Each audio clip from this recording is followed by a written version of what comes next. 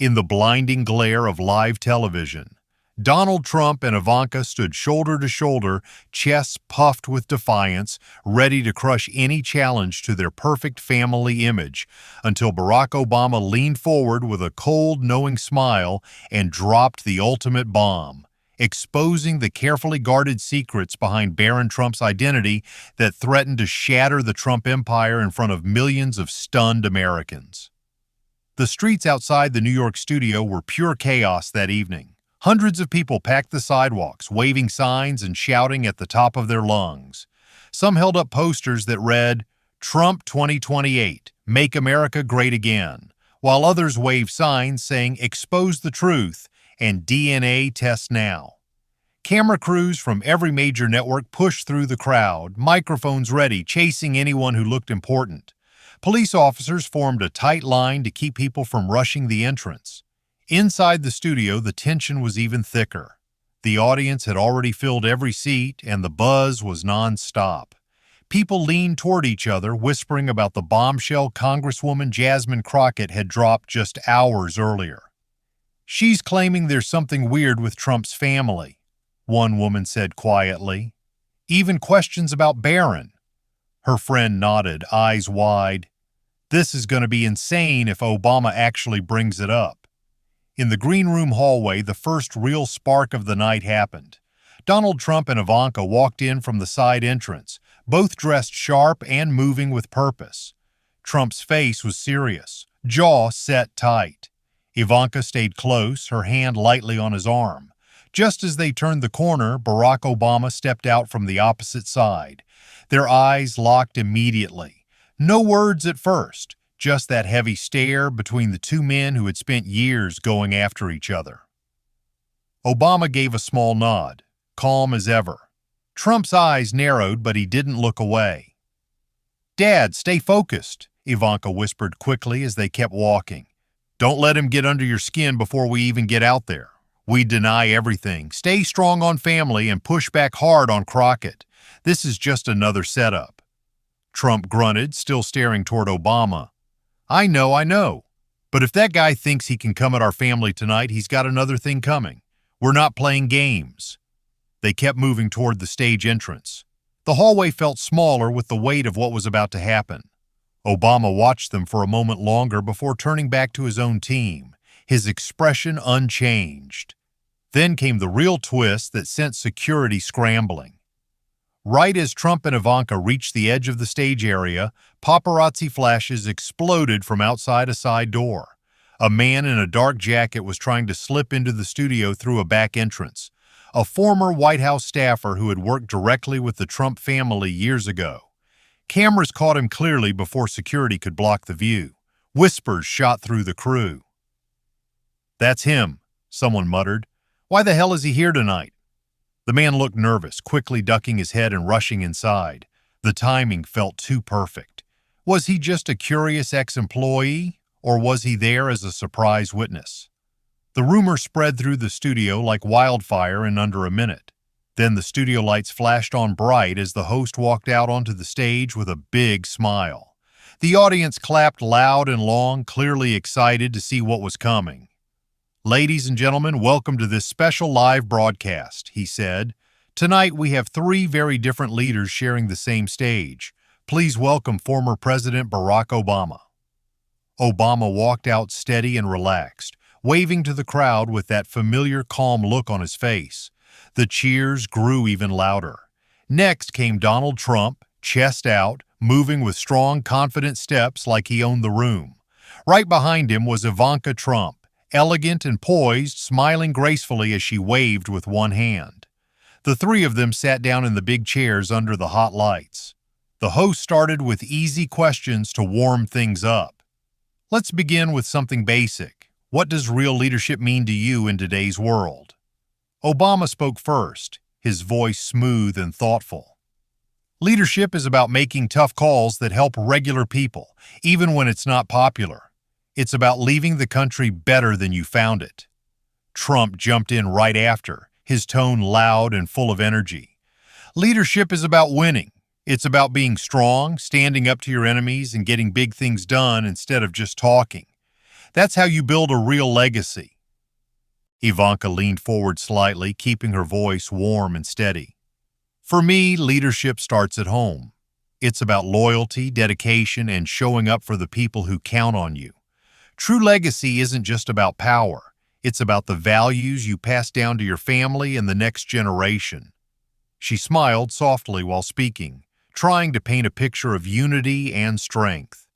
But the calm didn't last long. Trump suddenly shifted in his seat, his face getting serious. Without warning, he went straight after Jasmine Crockett. "Let me be clear about something," he said, voice rising. "This whole mess started with Congresswoman Jasmine Crockett. She's got a history of making wild statements just to get attention. People know about her past controversies and how she twists facts. These latest claims are just more of the same. Fake news from someone desperate for headlines." Ivanka quickly backed him up, nodding firmly. "My father is right. These attacks are unfair and completely baseless. We've seen this kind of thing before, and it's always meant to hurt our family rather than talk about real issues." Throughout the sharp exchange, Barack Obama stayed completely quiet. He sat back in his chair, hands folded, watching them with steady eyes. That silence felt heavy. Every time Trump and Ivanka looked his way, Obama's calm stare seemed to put more pressure on them. The host shifted in his seat and looked straight at the camera, his face turning more serious. "All right, we can't ignore the elephant in the room anymore," he said. "Congresswoman Jasmine Crockett recently made some very serious claims about the Trump family. She's talking about unusual family dynamics and even raising questions about Barron Trump's biological ties. These are heavy accusations. I have to ask, how do you all respond to this?" The studio went dead quiet for a second. Then Trump exploded. He slammed his hand hard on the arm of his chair, the loud smack echoing through the room. "This is total garbage," he shouted, his face turning red. "Jasmine Crockett is a liar who's only out for fame. She's got no proof, no facts, nothing. These attacks on my family, especially bringing my youngest son into it, are disgusting and low. We're not going to sit here and let her smear us like this." Ivanka jumped in right away, her voice sharp at first. "These claims are completely made up and cruel," she said firmly. "They're designed to hurt us personally, not to find any real truth. Our family has been through endless attacks, but dragging Barron into this is crossing every line. It's heartless." But as she kept talking about protecting her brother, Ivanka's voice suddenly started to shake. Her usual calm cracked for the first time. "Barron is just a kid," she said, her words trembling.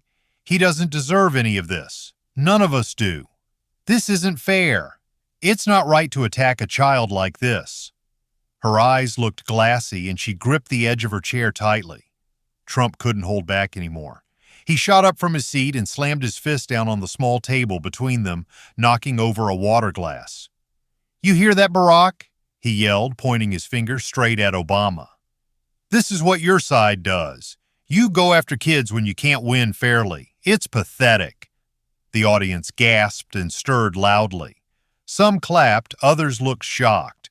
Right then, the host raised his hand and spoke quickly. "We just received a short video message from Congresswoman Jasmine Crockett herself, sent directly to our program moments ago." The big screen behind them lit up. In the video, Crockett appeared looking straight into the camera. "The American people deserve real answers about these family connections and the unusual influence inside the Trump world. The evidence I've gathered raises legitimate questions that won't go away with simple denials." As the clip ended, the tension in the studio went through the roof. Trump was still standing, breathing heavily. Ivanka wiped her eyes quickly, trying to pull herself back together. Obama had stayed silent up to this point, but now he leaned forward slowly, his eyes steady and focused.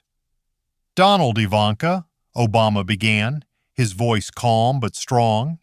"This isn't just about random attacks. Ivanka, you played a much bigger role in the White House than just being the president's daughter. You had real power, shaping policy, sitting in on key meetings, and influencing major decisions. That kind of influence goes way beyond family ties.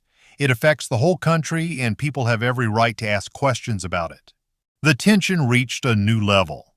Obama leaned forward in his chair, his hands still folded, but his eyes locked directly on Donald Trump and Ivanka.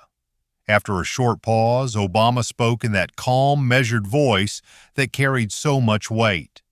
Donald, attacking Jasmine Crockett's past doesn't erase the real questions people are asking. It doesn't make the doubts disappear. If all of this is truly false and there's nothing to hide, then the answer is simple. Prove me wrong with a DNA test. Those 6 words landed like a hammer in the middle of the room. The entire studio seemed to freeze for a second. Then sudden gasps and loud whispers broke out everywhere. Some people covered their mouths in shock while others leaned forward, eyes wide open. The challenge was out there now, direct and impossible to ignore. Cameras zoomed in tight on the faces of all 3 guests. Trump's reaction was instant and explosive. His face turned a deep shade of red as he shot forward in his seat.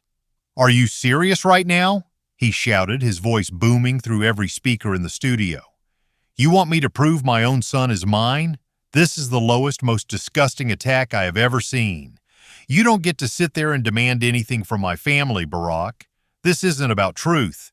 This is about you trying to destroy us because you can't handle how strong we are. I'm not playing these games. No test. Nothing." His voice kept rising as he got more worked up. Trump jabbed his finger across the stage toward Obama.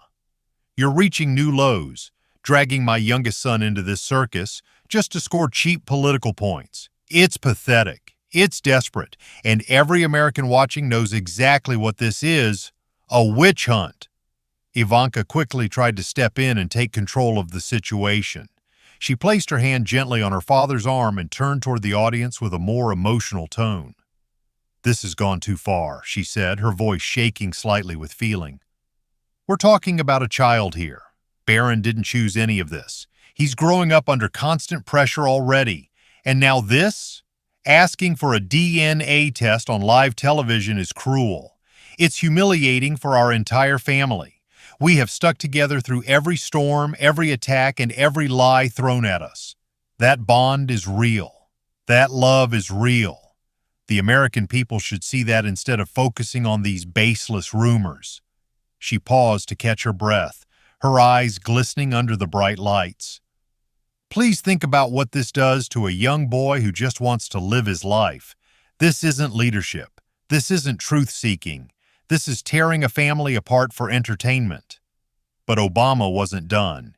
He raised his hand slightly and motioned toward the large screen behind them. "Before anyone says more, I think it's important for everyone watching to hear from someone who was actually there." The screen suddenly lit up with a live video call. An older man in his late 60s appeared, a former family physician who had worked closely with the Trump family during their time in the White House. The doctor looked uncomfortable but spoke clearly. "I treated members of the family for years. Some details about Barron's medical records and the timeline of certain events raised questions back then. We were told not to discuss it, but the inconsistencies were noticeable. I can't say more without breaking privacy rules, but those questions never got clear answers." The studio exploded with noise. People shouted, some cheered, others booed loudly. The division in the room was impossible to miss. Trump completely lost control at that point. He jumped up from his chair so fast it nearly fell backward. His face was twisted with pure rage as he screamed at the top of his lungs. "You're destroying an innocent child!" Trump yelled directly at Obama, his voice cracking with anger. "You're ruining a kid's life on national television just to hurt me. This is sick. This is evil. How dare you sit there so calm while you tear apart a young boy who has done nothing wrong? You should be ashamed of yourself, Barack. Ashamed!" The audience went wild. Half the room erupted in loud cheers and applause for Trump's fiery defense, while the other half booed and shouted back, creating total chaos. People stood up in their seats. Some waved their arms, others argued with people around them. Security guards moved closer to the stage, ready to step in if things got physical. Ivanka grabbed her father's sleeve, desperately trying to pull him back down into his chair. "Dad, please," she whispered urgently, though the microphone still picked it up. Trump's chest was heaving, his fists clenched tight at his sides. Then Ivanka took a deep breath and leaned forward, clearly trying to pull things back under control. She spoke in a softer, more personal tone, hoping to reach the viewers at home. "Everyone watching, please understand this isn't some political game to us," Ivanka said, her voice warm but emotional. "Our family has always stuck together. I remember when my father was working late into the night at the White House. We would gather as a family, talk about the day, and support each other. Barron was always part of those moments, laughing with us, being the youngest but so full of life. Those memories are real. The love we have for each other is real. No test or accusation can change the fact that we are a tight-knit family who has been through hell and back together." She continued sharing stories, painting a picture of family dinners, holiday traditions, and quiet moments of support. "When things got tough, we didn't turn on each other. We protected one another. That's what families do. Dragging us through this kind of public humiliation only hurts innocent people, especially a boy who deserves to grow up without the whole world questioning who he is." Obama listened patiently, his face calm and composed. Once Ivanka finished, he leaned forward slightly and began responding point by point, never raising his voice. "Ivanka, those are nice stories, but they don't address the actual concerns. You had an official role in the White House. You influenced policy. You sat in meetings that shaped the country. That's not just family support, that's power. And when power mixes with family secrets, people have every right to ask questions." He continued in the same steady tone. "The timeline issues that the doctor mentioned earlier aren't small details. They matter. The leaked communications we've seen suggest there were worries inside the family about how certain things would look publicly. This isn't about tearing anyone down. It's about transparency. The American people deserve to know if everything is exactly as presented, especially when it involves someone who could be in the public eye for decades." Right then, the large screen behind them lit up again. A scanned copy of an old email appeared, sent from Ivanka's account years ago. In it, she had written, "We need to be extremely careful about any public disclosure regarding Barron's identity and background. The timing could create serious complications if not handled properly." The audience reacted with loud gasps and murmurs. The words hung heavy in the air. Ivanka's face went pale as she stared at the screen. Her carefully built composure finally broke. Tears welled up in her eyes and she quickly wiped them away, but more followed. It wasn't loud sobbing, just quiet, controlled tears running down her cheeks as she tried to keep her dignity. "That email was private," she said, her voice cracking. "You have no right to use my words like this. You're twisting family concerns into something ugly. This is exactly why we try to protect our loved ones from people like this." The emotional moment hit hard. Some audience members looked sympathetic, while others seemed even more suspicious. Trump had been sitting with his jaw clenched, but seeing his daughter cry pushed him over the edge. He suddenly stood up and pointed his finger straight at Obama, his arm extended across the stage. "You're playing a dangerous game, Barack," Trump said, his voice loud and threatening. "A very dangerous game. You think you can come after my family, make my daughter cry on national television, and get away with it? This is low. This is vicious. You're not just attacking me, you're attacking innocent people who never did anything to you. You should be ashamed of what you're doing here tonight." The studio atmosphere grew even more intense. The audience was split down the middle with loud reactions coming from every corner. Obama remained seated, looking directly at Trump without flinching. Ivanka kept wiping her tears, trying to regain her strength. The studio had turned into a pressure cooker. The three figures on stage were no longer just talking. They were going at each other directly, words flying back and forth without pause. Trump kept leaning forward, his voice loud and sharp. "You keep pushing this because you have nothing else, Barack. No real record, no real success. So you attack my family instead." Obama fired back calmly but firmly. "This isn't about my record, Donald. It's about answering legitimate questions that millions of Americans are asking right now." Ivanka jumped between them, trying to keep some control. "Both of you, stop. This is exactly what the country doesn't need. More fighting, more division. We should be talking about real issues, not tearing each other down. The back and forth grew faster and hotter. Every time Trump raised his voice, Obama answered with cold logic. Every time Ivanka tried to bring it back to family values, one of the men would pull it right back to the accusations. The audience was completely locked in, some cheering, others groaning, the energy in the room electric and unpredictable. Sweat was visible on Trump's forehead. Ivanka's hands trembled slightly as she gripped the arms of her chair. Obama stayed composed, but his eyes showed this moment mattered deeply to him. Then Obama leaned in closer to the camera and repeated his challenge, this time even stronger. Donald, I'll say it again so there's no confusion. If there is nothing to hide, prove me wrong with a DNA test. Do it not for me, not for politics, but because the American people deserve to know the truth.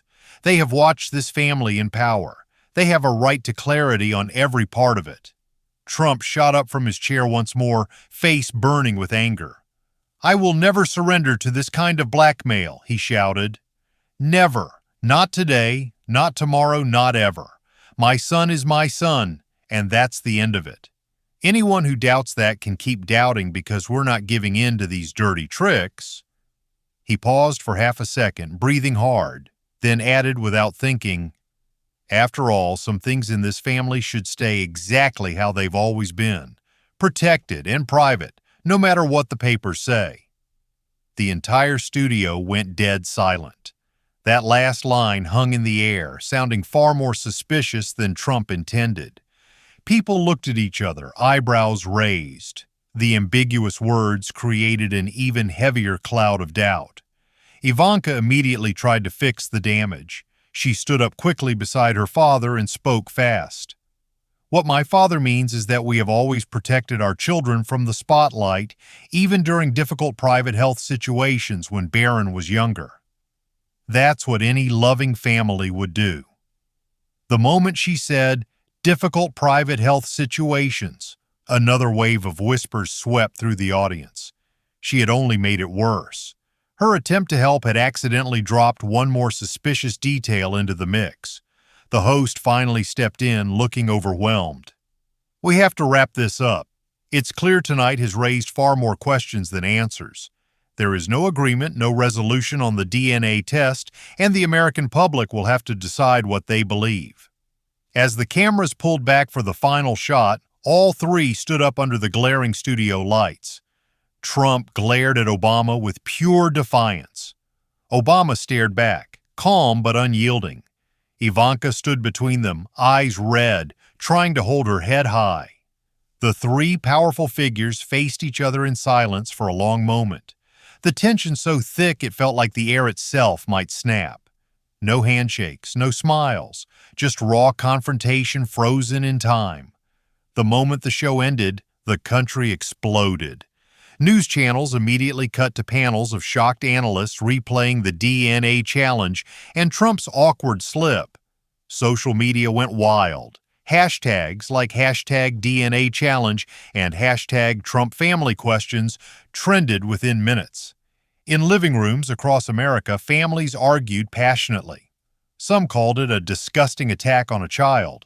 Others said Obama had finally forced real answers out of the Trumps. Paparazzi swarmed outside the studio as the guests left. The night that started as a simple TV interview had become one of the most talked about moments in recent political history. And still, the biggest question remained unanswered, echoing across the nation. Would the truth ever come out, or would the doubt only grow stronger?